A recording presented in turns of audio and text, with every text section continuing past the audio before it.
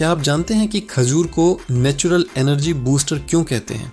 क्योंकि ये fibre, iron और मिनरल से भरपूर होती है। ये आपके शरीर को तुरंत ताकत देती है और आपके पाचन को भी मजबूत बनाती है।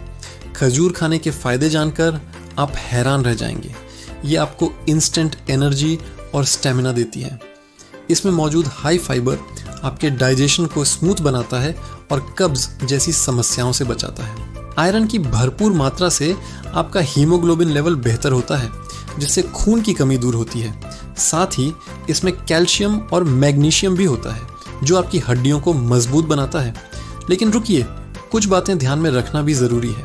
ज़्यादा खजूर खाने से आपका शुगर लेवल बढ़ सकता है, इसलिए डायबिटिक मरीजों को इसकी मात्रा पर खास ध्यान देना चाहिए। अगर आप लिमिट से ज़्यादा खजूर खाते हैं तो इससे आपका वज़न भी बढ़ सकता है। तो खजूर खाइए, लेकिन सही मात्रा में।